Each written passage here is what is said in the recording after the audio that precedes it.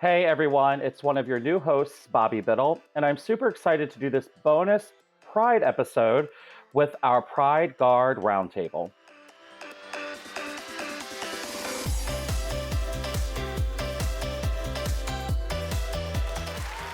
Welcome everyone to our Pride Guard Roundtable. I am your host, Bobbey Biddle. First time as a host, and I'm already by myself. That sounds about right. Okay, well here we go. Pride Guards. Flaggots, any of the other words used to describe the group of color guard people that come together to perform in Pride. I am from the Northeast, the Philadelphia area, so I've been a part of the original Pride Guard that does New York, New Jersey, Pennsylvania, the Flaggots.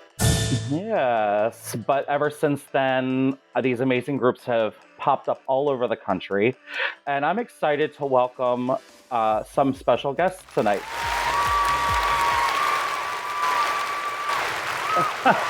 We have Jeremy Denzler coming to us from the Northeast, New England area. Hi, Jeremy. Hello. Hi, Jeremy. How are you doing? I'm great. How are you? Good. Thanks Happy for to being be with here. us. Yeah. And then we also have Del Duke from the Indy Pride Guard. Hi, Del. Welcome on board. Hey there. Welcome to the party. We have Scott Ruiz, who's a couple hours ahead of us. I don't know. But Scott's from Southern California. Hi, Scott. Hello. Happy Pride Month. And we've got some Florida in the house. Brianna Cipriani from Central Florida Sounds of Freedom. Hi, Bree. Hey, what's up? And finally joining us from the place of the cleanest air in the country, Morgan Jameson, joining us from Denver. Hi, Morgan. Hello, hello, hello. The cleanest air or the lack of air? Who's to say? Yeah, the air quality here is not so good. I don't know if anyone else is dealing with a crazy heat wave, but, you know, it's a little bit insane up here. But thank you all for being with us this evening to celebrate Pride, talk all things Pride, color guard groups and parades and festivals. So we've talked a little bit about the 32 count life story. So I think everyone's sort of ready, right?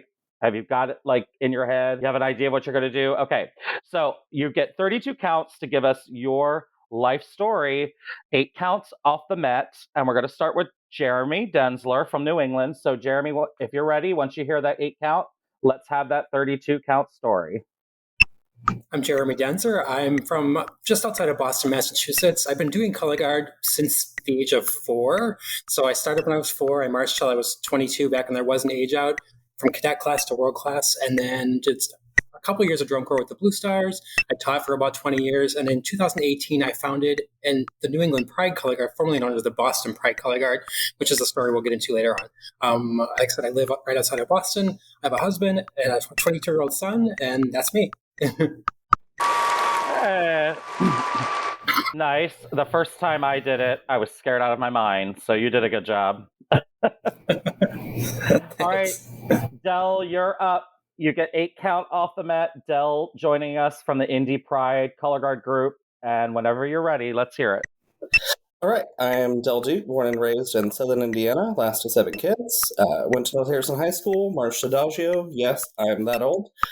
Black Gold, Pride of Cincinnati, and Northern Lights, as well as the Cavaliers, all back in the early 2000s. Graduated from Indiana University with a degree in psychology, worked for the state of Kentucky as parole officer, recently retired from full-time teaching as an educational director for Tri-State Marching Arts, but still do some design and choreography.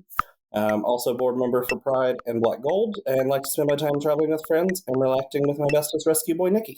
Oh, that was like so polished and so put together. I love it. All right. Come prepared. Exactly. Scott is next. Scott Ruiz joining us from SoCal. All right, Jeremy, let's get the 8 off the Met. Hello, everyone. My name is Scott Ruiz. I come to you from the beautiful city of Long Beach, California, one of the gay meccas of the country. I grew up in a city called Camarillo, about an hour northwest of here. Started in the marching arts in high school, was in drumline, defected to color guard through drum corps, which in turn led me to Riverside Community College, where I did Fantasia. A couple years after that, did Diamante, so was in that kind of WGI world class arenas for a little bit, taught at various high schools, and now I'm the color guard director at USC and part of the SoCal Pride Color Guard that we sponsored through the Winter Guard Association of Southern California currently. Love it, love it, love it. And Bree, are you ready? You're up next. Bree joining us from Central Florida. All right, Jeremy, let's have it.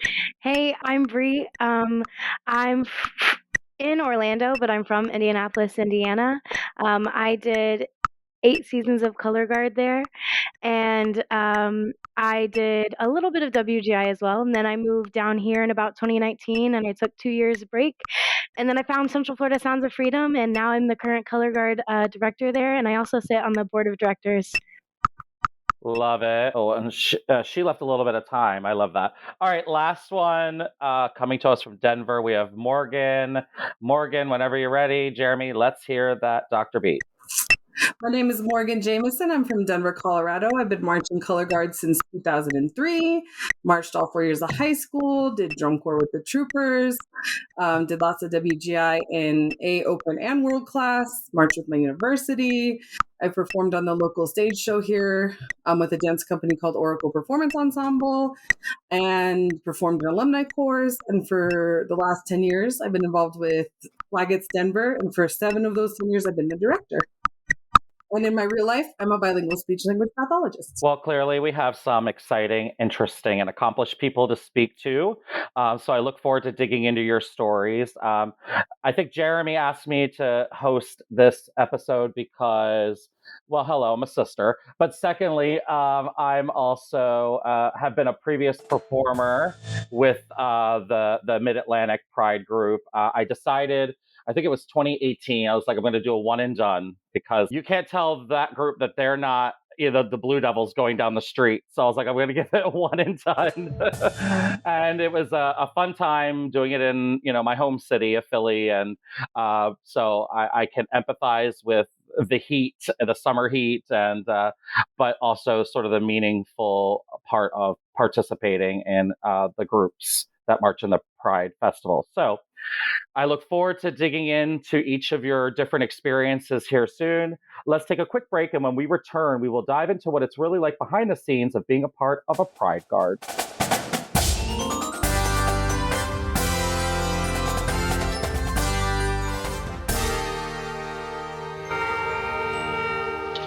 Hey everyone, it's Jeremy, and here are your announcements coming from the box. Don't miss all of our bonus content, including On a Water Break in Rhinestones with your host Lexi Duda, exploring the world of the twirlers. Don't miss Parades and Drum Majors at Step Off with your host Jack Goudreau, and get lost in translation with your host Cynthia Bernard, exploring all the words that confuse all of us in the marching arts all across the world.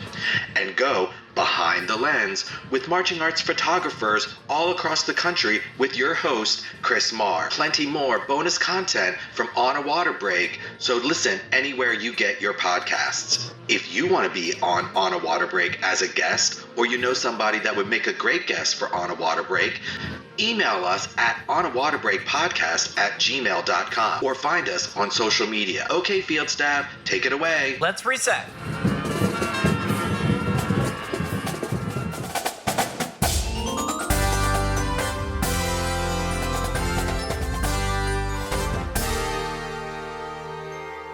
Welcome back, everybody. We're having a good time already. We're going to dig in and find out a little bit more about everyone's different experiences around the country. And so let's get to it. We want to know a few things from each of you.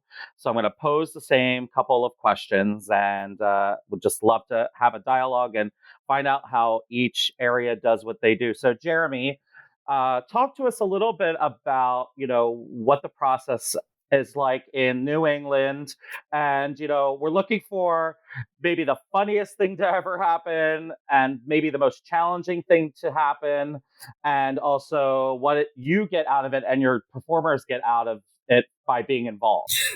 So for us, I think one of the biggest groups, we have about 80 performers in our color guard, so the challenge right there is, it's keeping everybody, getting things organized. And I think I've chatted with many of you offline. The biggest challenge we have is by far sound. Like our color guard stretches like like probably almost 2 city blocks long. So I think for us that our biggest challenge is just how do we make the music loud enough for everyone to hear it. But it's also for me, it's really great. This group of performers that from 19 years old through 70 years old in our color guard. So it's really, we have people from all generations of color guard in New England that have come together in this group. And I think that's, for me, that's the thing I like the most about our group is that we are it's a broad spectrum of performers, but everybody is on an even playing field and everybody has fun and everybody enjoys it. And are we the cleanest? Maybe not always, but we, I'm being honest, it's a struggle when you have that wide of a range of performers. Yeah. And getting some people that haven't marched in 20 years to be able to understand how to do modern choreography. They work hard, and we all work hard with them. But I think that is to me the most rewarding thing of is like I stand in front of the color guard as the director, and I've got people that marched in some of these classic Quasar and St. Anthony Imperials, and I've got people that march in Blessed Sacrament right now. Yeah, and they're all together in one group, and that's really great. Yeah. Would you? Jeremy will always get you with those sound effects. What would you say that there has been maybe a specific fond memory or a specifically fun year that you remember from all of your years of doing it? I think for me, year 2 was my favorite. We did share and it was fun, and it was the first year we were a really a ginormous group. We did our first night parade, which was we started out the first year just doing Boston Pride, and that was the only thing we did. And then we added 2 more parades the second year, and one of them is Providence, Rhode Island, which is still our favorite parade because it's an evening parade. It's in the dark. It's a lot of fun. We had a great group of performers. We got some great footage of the group, and it was like the best time I ever had marching in a parade in all my years of performing in color guard. I love that. Yeah. And do you find that you have the same, you have like a good return rate that people want to come back year after year and participate? We do. It's very interesting because if anything, I feel like we just keep getting bigger and bigger, and it's a nice problem to have, but it also has challenges. You might have to do like a JV team. We've talked about having a world in an open. Yeah, there you go. Well, I love that. I've always thought about going up to Boston and New England. We're not that far, so maybe I'll venture up. You're welcome. You're welcome anytime. Yeah. So, Del, my Indiana friend, same couple of questions, fond, memorable memories, maybe some challenges, and sort of the overall what you get out of it and what it means to all of you to participate. Sure. So I would say my fondest memory would be the first year of performing. Was invited by friends, said, sure, sounds like a great time. We go up, we do rehearsal. After rehearsal, lots of alcohol, bad decision. The next day is like 92 by 11 o'clock. When we step off, they had just repaved the road. We get a quarter mile down the road, and everybody's looking at each other going, I'm seeing stars. Sabers are going up and hitting the ground. Like, we're all just running like it's bombshells. I turned to my partner and said, I'm going, you got to catch it, and hit the ground. Like, it was just hilarious, but awful and funny all in the same. Lesson learned, more water, less alcohol. So for sure, I'll agree with Jeremy. The sound. We this year were about 50, which has its limitations. Each year we keep growing, which is fantastic. We ended up having to split the group in half. There were half in the front, half in the back, and a large sound system hanging on for dear life in the middle, which definitely worked out much better. And I would say the thing that keeps me doing this, I stopped performing and kind of moved to the admin role a few years ago. But it's just awesome to see the different, because again, this is Indiana. We've got a lot of powerhouse color guards from the high school level and the independent level and all of that in the area that come in and do this. So some of these high school kids come in and join us, and they get to stand right beside their rock star that they've been watching all winter, or their favorite performer from drum corps standing right beside them, like being silly and dropping, that they never get to see all of that behind the scenes stuff. So having the ability to let those kids know we're all human, we're all the same. Like, we might look like a rock star in a uniform head on the field, but we're still just busted in rehearsal trying to get down the road. This year was really cool too. The Chicago Pride Guard came down, and we got to hang out with them in addition to our kids. So just continuing to share those, like everybody loves to do. Those memories and the connections that we were able to make doing that is just, that for me is the best part about all of it. That's amazing. It's almost like almost a bit of a recruiting tool in a sense too, like the high school kids interacting with the independent kids. Yeah, absolutely. And we're 2 conversations in, and it's obvious we need some rock star auto AV company to come together and create this great traveling sound system for parade groups. Yeah. Or if somebody wanted to donate like a wireless earbud system for us all, like, I don't even care if the audience can hear it. I just want to know that my kids can hear it so that we stay on top. Yes. I love that. Well, let's get Scott in here. Scott, our buddy from SoCal. So, funny memories. Any challenges, and your overall flowery, lovely wrap up of what it means to all of you. Yeah, of course.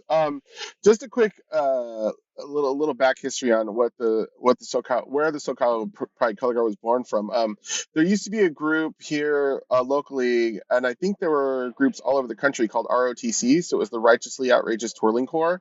So I see a lot of you shaking your head, so you know what that is. So that was my first experience back in the early 2000s, marching with them. A lot of the older instructors that I looked up to, and again, that whole situation with like seeing somebody in the World Guard. Now I get to be with them in the Pride Parade, spinning a saber, doing all that stuff.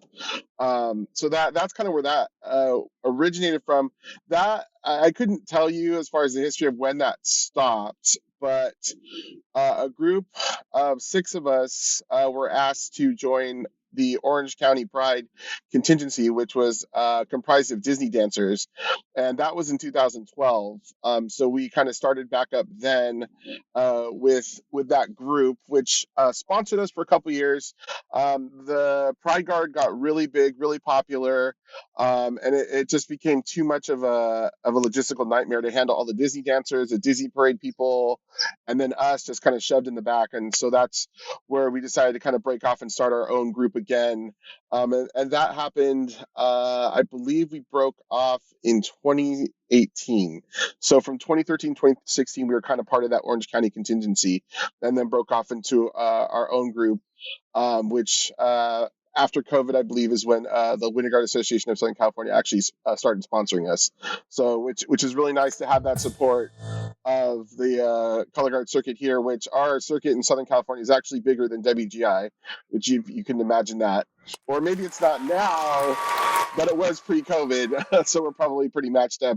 We have over 300 units in our circuit, so you can imagine that four show sites on any given Saturday or Sunday.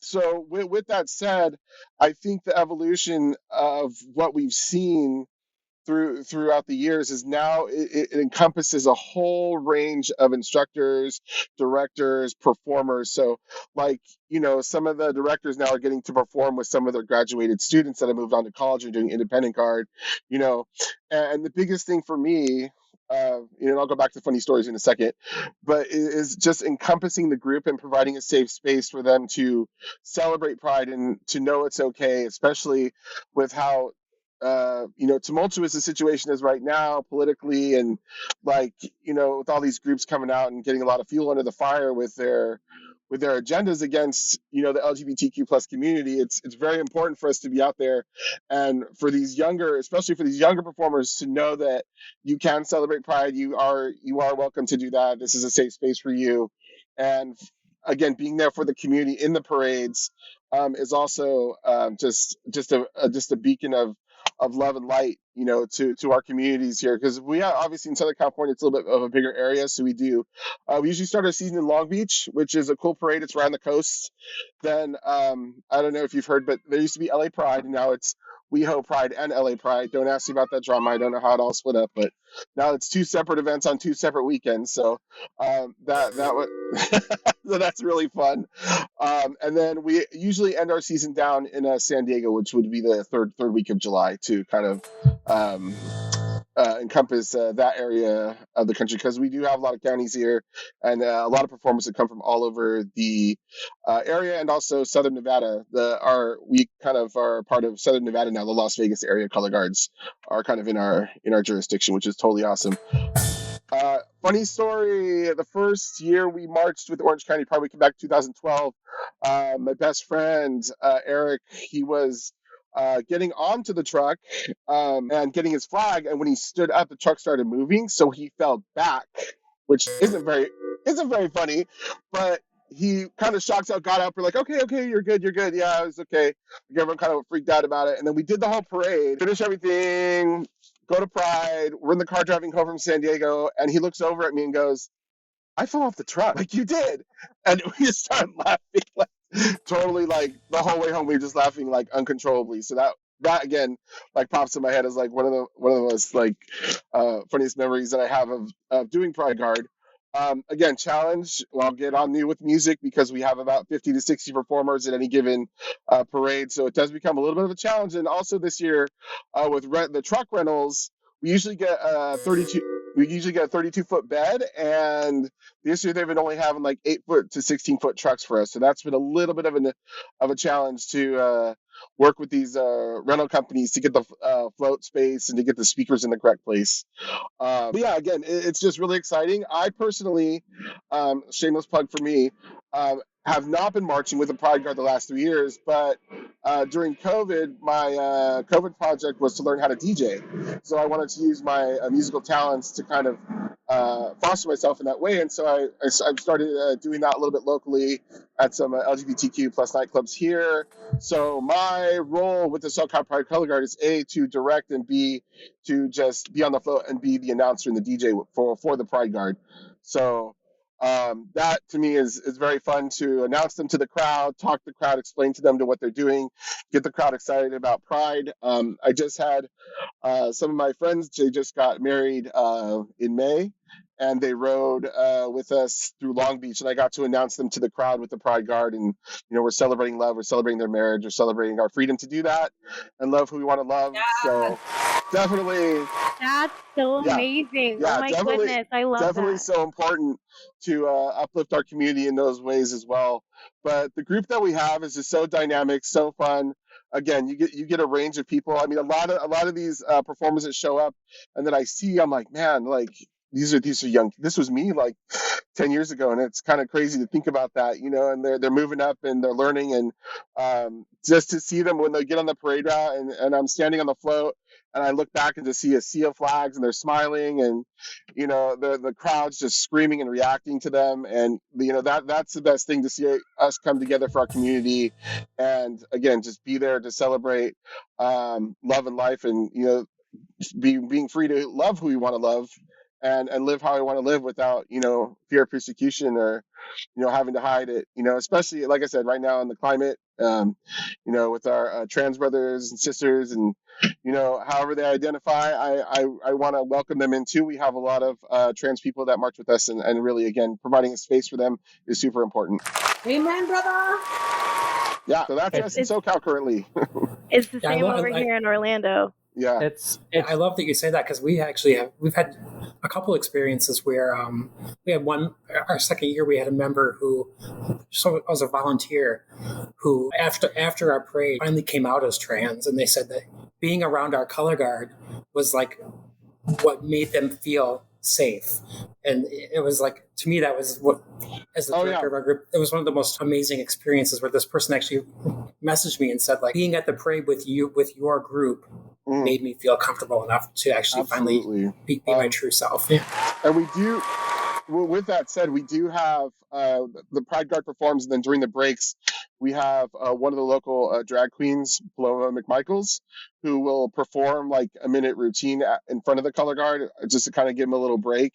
And she performed in some local color guards here and grew up doing color guards. So it's nice to kind of encompass her too with us during the parade. And I love that. I love to have her with us. You know, it's just nice to show the inclusion in that too. So that's smart. I'm gonna have to steal that. Yeah, dude. Yeah, I mean, you got to get a little. I mean, literally the water break. Yeah, you got to get in the water break. Put the drag queen in on the water break. You know. Well, it's easy. I think it's easy to sometimes forget when we are directing and performing and organizing and worrying about sound trucks that there's this whole greater purpose for which we're serving in a way. And like you said, Scott, it's an election year. There's so much on the line. I heard that one specific presidential candidate say that on day one, he's going to eliminate trans protections in schools. He's going to pull federal funding from schools if they're, it's just so discouraging. And I certainly don't want to take us down a sad place, but our presence, even with our rainbow flags, is using our voice in our unique way. It's absolutely true. Candidate have to do tosses in windy Wyoming for all eternity, and may he always drop.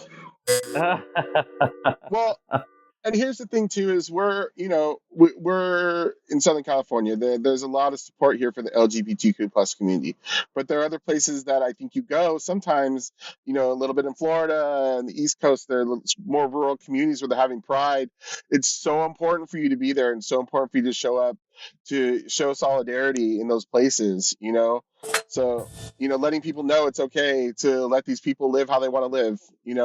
And be who they want to be. And even if you don't like it, you don't have to agree, let them celebrate, let them do what they're going to do. There's a lot of things they do that I don't like, but I leave them alone.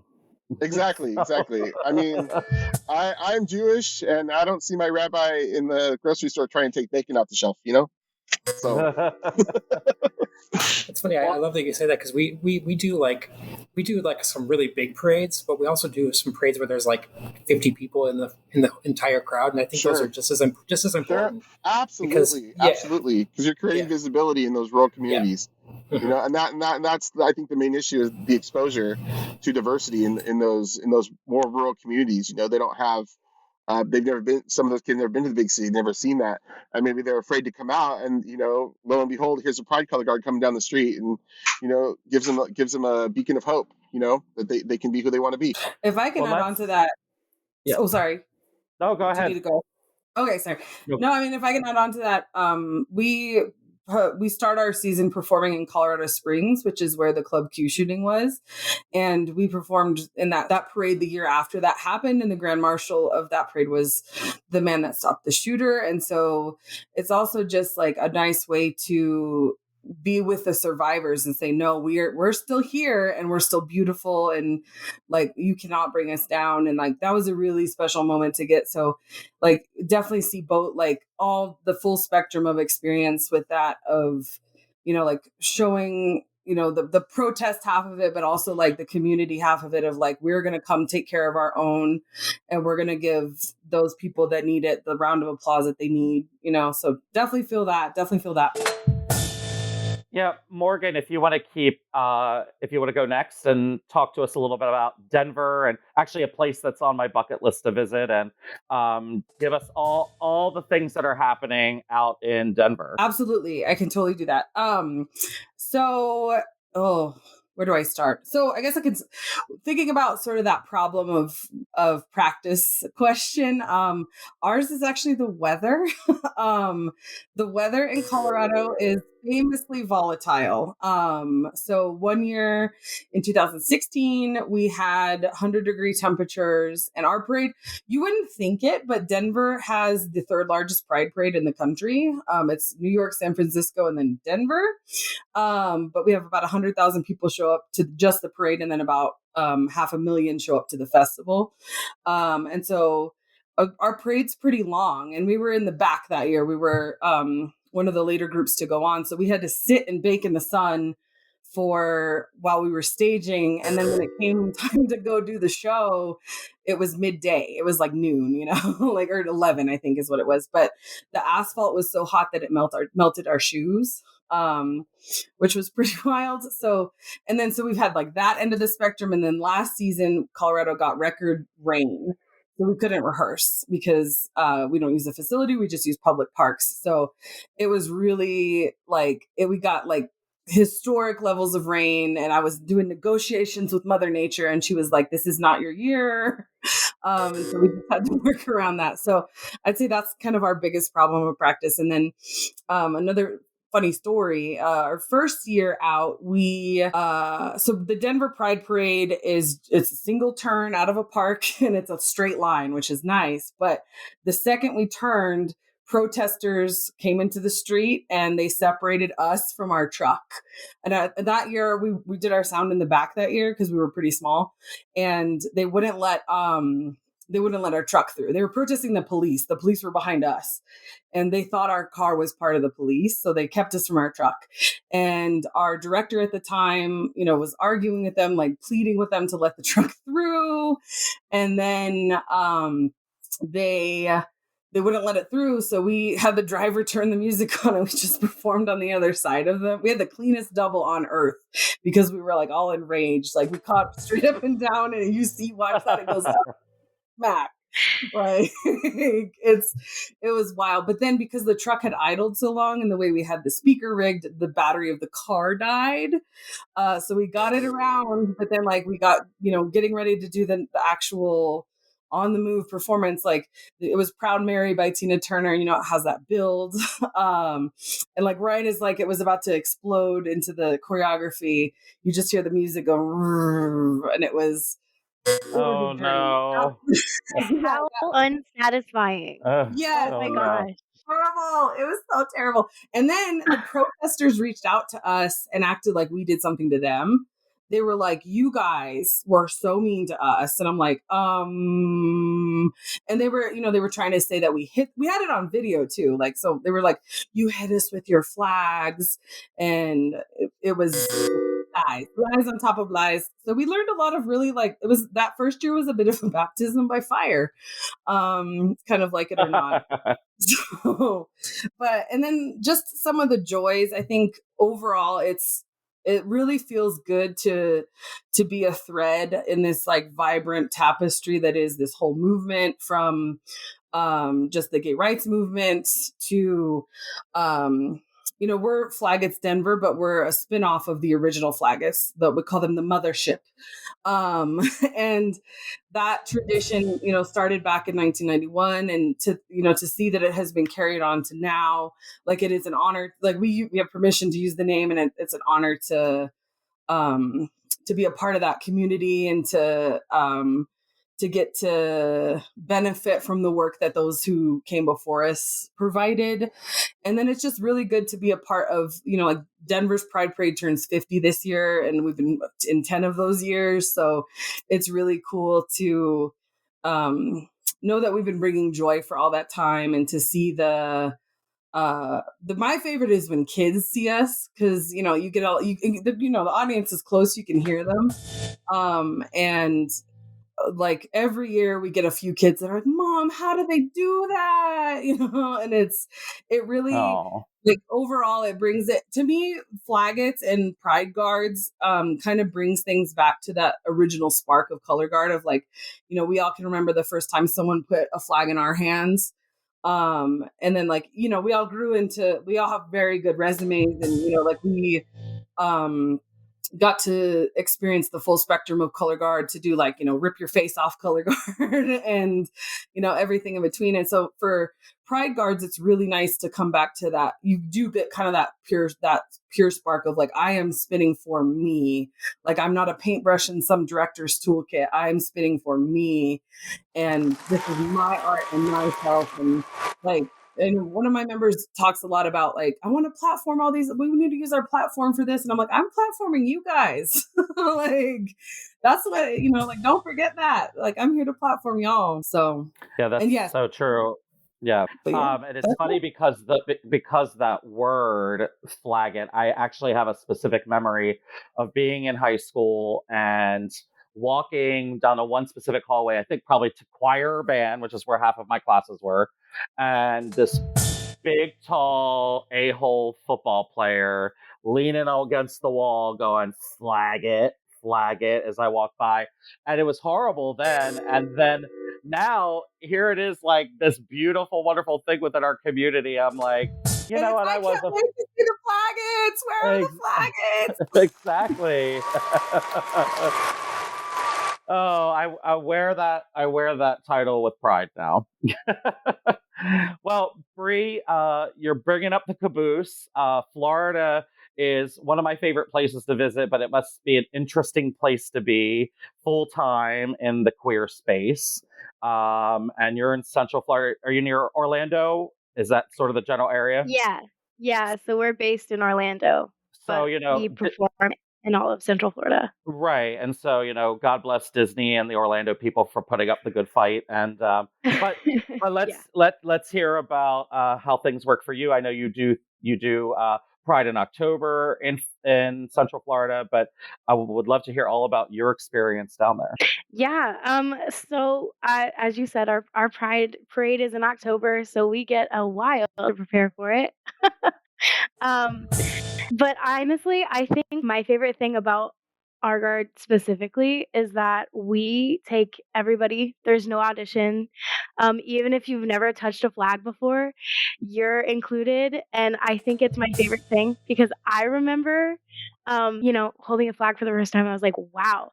And, providing that experience for people who maybe felt like they couldn't because of who they were in high school and the climate was like down here or wherever they were. I think it's so important to provide this type of, this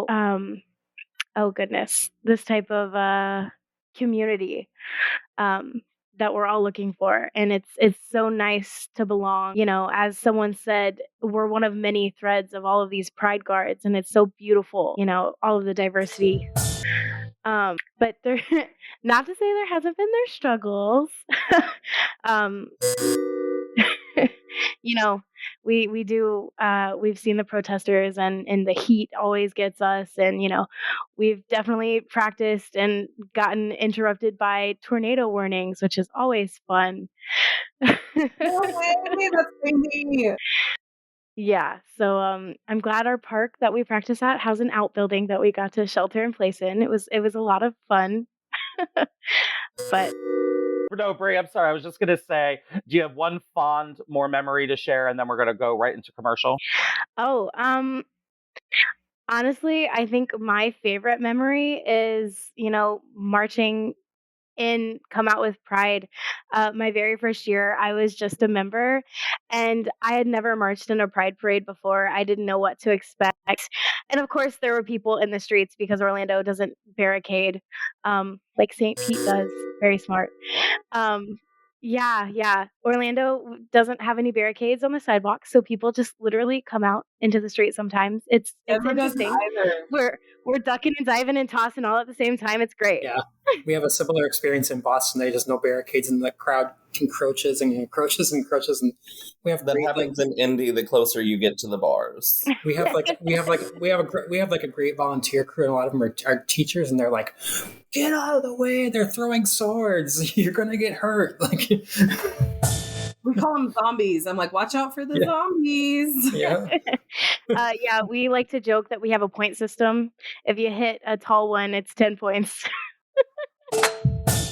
Oh my gosh. Well, look, it's been great chatting with all of you about your different experiences and your different areas throughout the country. So we are going to take a quick break. When we come back, we're going to have What Are We Doing? We're going to do a gush and go. It's going to be a good time. So we'll be right back.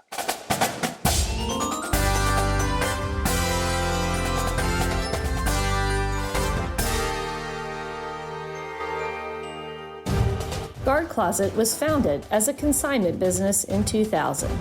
Since then, it has grown to include winter guard, band, percussion, and other genres. Shop our extensive consignment inventory for great looks for your team that won't break your budget. Max out your rehearsal time and set up a microsite for easy student ordering for shoes, gloves, and other equipment. Check out our fun merchandise and gift items. We can help you with custom flag and costuming designs. Contact us for custom show design services. Clean out your storage areas and get money back into your budget with our consignment program. Guard Closet is here to help you get all you want and need this winter season. Check us out at guardcloset.com and follow us on social media.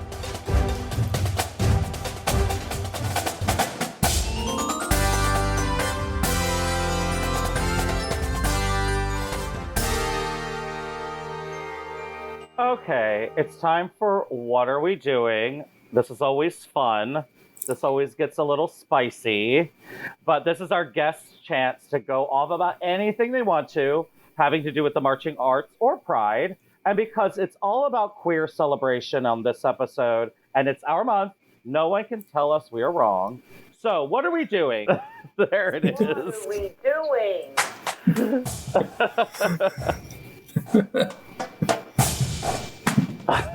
What are we doing? What are we doing walking through a block of sabers while they're tossing in the middle of a parade? What are we doing?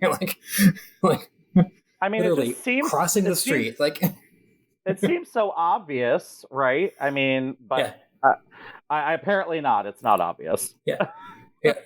No, I think it's the perfect time to cross the road when the sabers are tossing. I'm like, why do people think it's okay to just walk through the middle of a color guard while they're spinning? Or ride their bike alongside, or if you're a photographer, we've had photographers sit and squat in the block to take our picture, and I'm like, you're taking your life in your hands, buddy, but okay. And your camera. If I hit your camera, it's not my fault. I've had people try to have full-on conversations with me from the side of the street while I'm performing. No, I don't know where the nearest convenience store is. I'm sorry. I'm in a parade.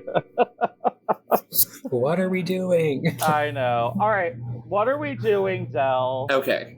I am all for a club. I am all for the bar when the time is there. But when it's 11 o'clock and I'm trying to hear my music, I'm going to need you to turn down your concert system on the inside so I can hear. There is a half-block stretch that just is drowned out every year in our parade. Let us get through this, and honey, I will be more than happy to come back and enjoy your drink special. But I need to survive the day first without somebody dying. Right, no competing soundtracks. Yes. Yeah, I was like, I know you want to have a quinceañera on your float, but can we let them do a run first before you have your quinceañera, please?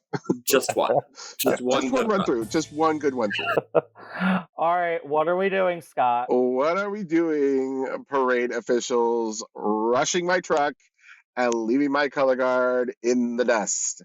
I cannot tell you how many times I have to tell the driver, slow down and don't listen to those people because you're going to lose everybody behind you. So Same. Let's send out a memo to all Pride Parade officials that you cannot rush the Pride color guard through the parade like you can the corporate groups that are marching with their employees. Because they can run with their banner, right? That's cute. Thanks for the support. We put our truck in the middle. In the middle, and I'm the leader of the block, so I set the pace. Right. I'm like, thanks for the support, AT&T. Let me see the receipts where you support all the Pride organizations and LGBTQ nonprofits. Thanks. But yeah, let's send a memo out to them to not rush the Pride Guard trucks or the Pride Guards in general, because we are important. We need to be seen, and we need to be taking 8 to 5 steps, if not smaller. Exactly. I mean, you can only move so fast when you're twirling. Come on. Oh my God. The times I'm like, I'm chasing the truck. But now being the DJ, being on the microphone, I can scream at the driver to slow down. And that makes me happy. All right, Morgan, what are we doing? What are we doing myself? So I impart into my members, I'm like, please be nice to all of the volunteers. Don't you dare be rude to anyone. don't you dare mouth off to anyone. And then the second somebody comes for one of my performers, Mama Grizzly, I get like possessed by like somebody else, and I'm like, don't you talk to them like that. And then I'm like, I'm the one that's like mouthing off. Or like if people walk into the block, I'm like the one that's shouting at them like, get out of there, you know. As you should. It's such a like, I'm like, yeah, here I am just telling people off when I told no one to tell anyone off. It's bad.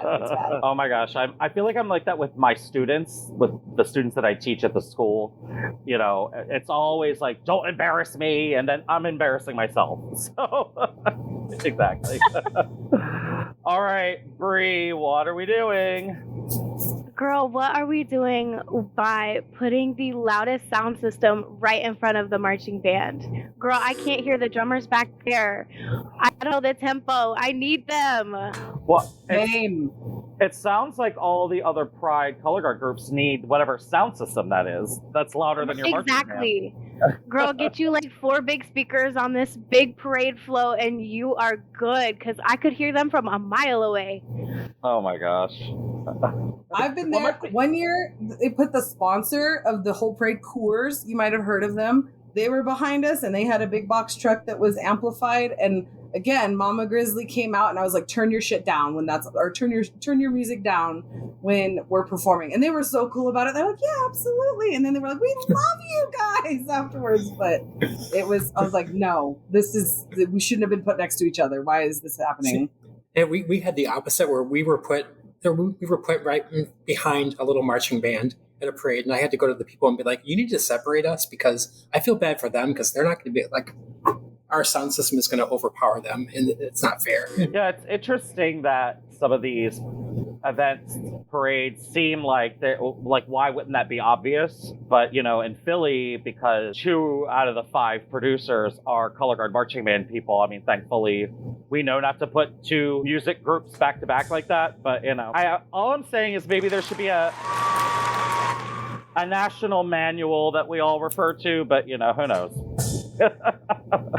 All right, friends. Well, that was a fun What Are We Doing? But enough complaining. It's time for our Gush and Goes. This is an opportunity for you to boast and gush and just talk about something really exciting happening either with you, maybe the students you teach, your personal life, or with your Pride group. So it's time for a quick Gush and Go. Great job, everyone. Set your equipment down. Gush and go. Jeremy, Gush and Go. So my Gush and Go is it's a story I often tell people as kind of the leader of our Saber line. I march in the front of the block, and I'm like this old guy who's in his 50s who can still keep up with them. I turn around, look behind me, and I'm like, it's like me and Blessed Sacrament 2024, like behind me. So for me, that's like my Gush and Go is like, as a performer, not just as the director of my Pride color, but as a performer, to turn around and be like, okay, like these people are behind me and they just got a medal at WGI. Like, tell them kids how it's done. That's right. You're aging like fine wine. And who said 50 is old? It's not. I know. This beard is not gray for nothing. Exactly. All right, Del, it's your Gush and Go. I'm going to stick to theme. I'm going to gush on our sponsors. Like, we are completely self-funded. We are not a nonprofit. We just come together, do this, and leave. We learned very early on that we needed things, and we went to all of the places that support us during the fall, going, "Could you please help the poor?" And they showered us. Band Shop gives us whatever design shirt we want every year. Dance Sophisticates gives us whatever design flag we want. Music Travel Consultants and Dynamic Marching pay for our sound system and our truck. All the kids have to do is show up, do what they do, and go home. We charge a little bit that kind of goes to getting the bottled waters and doing some of that stuff. But the big projects, we are so fortunate that these groups that we spend so much money with and so much time collaborating with see enough in us and the value of us as people to give back with nothing in return. So I'm going to gush on about them as much as we can. They're amazing companies, and we're super proud that they continue to support us each year. I love that. I find that, you know, when it comes to projects like this, events like this, that people do dig deep in their wallets when they can and if they can. And so that's a beautiful thing. I love that. Scott, what's your gush and go? As much as I want to sit here and talk hours about pickleball, because I'm actually missing pickleball practice right now, I have to definitely, I know, but color guard skills do apply to pickleball, and we can have a whole other podcast about that. Just contact me and we'll do it. I really am just grateful for the people that are with me running this, Bobby Vega, Joey Leone, some of the other staff members that we have that write choreography and keep the guard together. I show up for the parade and we're blocking them, and Joey is our guard captain. He's running them, giving them checkpoints, cleaning them, so it's a very much a well-oiled machine right now, sponsored by the Winter Guard Association of Southern California, which again, for me, that's the circuit I grew up in, marching independent color guards, as a performer, as taught for many years as instructor, and now I've been 12 years as an adjudicator. So that to me, like, they fostered me, and it's just wonderful to give back to them and to be a part of the group during Pride season. You know what I mean? And they're definitely taking the step forward to provide this opportunity for all the performers and instructors and directors to keep performing, And another thing, again, just gushing about the more we get to these generations, the further away we get from the core history of what Pride was, going back to the Stonewall riots. We can all talk about that, and most of us know what that is, but some of these younger kids don't really understand that, and they don't know that. So I do make it a point every year to have a little bit of a discussion with them. What was the Stonewall riots? Why is it important? Who is Silva Rivera? Who is Marsha P. Johnson? What was their impact on the community? And we struggled in the beginning with Pride. Pride wasn't always such a pretty little land of rainbows, flowers, and sequins. When it first started, there was a lot of animosity and segregation still in the LGBTQ plus community at that time. So to see the evolution from what it was then to what it was now, it's just leaps and bounds. And I'm just proud to be a part of Legacy. And I'll always remind the children of where we came from and to go back and know your history and respect it, because there's a whole movement behind what we do, and they need to know. And the generations we need to keep that know-how alive through the generations. Very important. I gushed about that a lot during June and Pride season especially with the younger performers, so that they know. Well, it's all pretty recent history too, and we're always on the verge of repeating bad history. So I think you're so right. It's important to keep retelling those stories, because we're only ever a generation away from being placed in a similar situation. So I love that so much. Morgan, gush and go. Oh, in drum corps, I was never respectful of the gush and go, so I could go on and on, but I will try to be respectful of it here. So, first and foremost, I want to just gush over all of you and all of the other Pride directors that aren't sitting here today, because I think it's pretty magical that we have all figured out a way to create a third space for adult performers. Like, you age out, you kind of fall off a cliff. It's like you can go march world class, but it's nice that we're kind of, in a way, we almost create like a rec league for color guard performers, which is really cool. And like Bree was saying, we get emails too of people who said, I always wanted to march, but they didn't let boys march when I was in school, like all those. So bully for all of us for making that space for those people. And for, even in the marching arts, there's still discrimination against queer people, where it's like, oh, we tolerate how gay the color guard is, and here we're like, we're going to feature how gay the color guard is. Thank you very much. Which is really nice. So I could gush over all y'all all day. And then I just wanted to mention that I want to gush over Travis Prudhomme, who was the founder of Flaggett's Denver.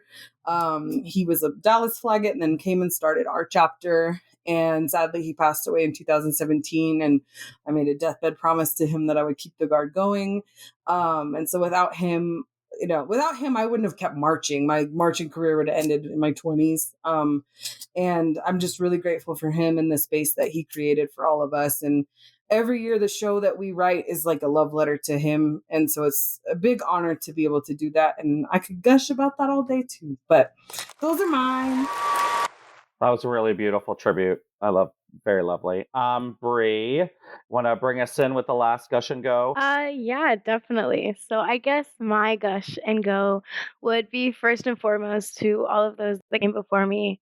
I'm so blessed to have been taught by so many wonderful people and wonderfully gay people. I think that LGBTQ people make this activity what it is. And I really do think that I stand on the backs of giants every time I spin. And I'm so blessed to not only have a place where I can be this creative and be myself, but I can also now create that for other people. I think it's my absolute favorite thing in the world. Woohoo! Oh my gosh, that was perfect. I think that's such an important thing to bring up, Brie. It's like, I think for myself as like a teenager, color guard is what made me comfortable being myself. Yeah. Color guard is where I came out of the closet for the first time. Color guard is it's the first place I ever felt safe. And I think that if I can give that to any younger performers that want to be a part of our group, then that's what we're here for. Well, I am gushing about my wonderful time with all of you. Thank you so much for coming together, sharing your different experiences. And it's funny because I felt like for so many years, it was like I knew my local Flaggots Pride Guard group. And then I got to see, Brie, I don't know if you've heard of Philly Freedom Band, like they're our area LGBT marching band. And to just know that it's everywhere and it's all over the place and it's thriving and beautiful is just worthy enough to gush about. So I love that. What a fun gush and go. Hey, it's called Gush and Go, not Gush and Stay. Let's go. Well, thanks for a great rehearsal this week. Thanks to our hosts. If any of our listeners would like to find any of you, let's say on Instagram or your Pride groups on Instagram, if they're local to you and maybe want to connect with you, can we go one at a time? Maybe you can give us a handle they could reach out to, Jeremy? Sure. You can find us on Facebook, Instagram, Twitter, all of the above under New England Pride Color Guard. Great. Del? Also under nepcg.org. Okay, great. Del, what about you? Yeah, we can be found on Instagram and Facebook. Just search for Indie Pride Guard, INDY. We also take anyone, so if you're interested in performing, there's also the members page, which we post on there. Sign up and come join us. Scott? Yeah, you can find us on Instagram and Facebook at SoCal Pride Guard. That kind of encompasses the whole group. And if you want to follow me, shameless promotion, with my DJ career as I DJ for the Pride Color Guard, it is at Retro Cub Music. Morgan? We are on Instagram, TikTok, and YouTube as Flaggots Denver, and then we are on Facebook as Colorado Color Guard All Stars Flaggots Denver. And then we also have a website. You can just Google Flaggots Denver. We're like the first thing that comes up. And Bree? So you can find most of our information out on cfsof.com. But we're also on Facebook as Central Florida Sounds of Freedom Band and Color Guard. And we're on Twitter, Instagram, TikTok, and Threads under CFSOF Band. You guys have it all covered. And for anyone listening, if you're not in any of these areas, there's great Flaggots and Pride Color Guard marching band groups all over the country. All you have to do is probably Google your city, your closest city with Flaggots or Pride group. I know they're in Philly, New York, New Jersey, Columbus, Ohio, Texas. They're everywhere. So there's certainly one near you. But again, thank you for joining us, all the five of you. It's been such a great time chatting. One more thing. Don't forget that we have our YouTube channel now that has many of our interviews coming out as full video editions. Go and subscribe so you don't miss those. So before you close out of your podcast listening app, go subscribe, write a review, and share this with a friend. Follow us on social media at On a Water Break. and we'll see you at the next rehearsal on a water break. The On a Water Break podcast was produced by Jeremy Williams and Christine Ream. The intro and outro music was produced by Josh Lyda. To learn more, visit lydamusic.com. And until next time, thanks for tuning in.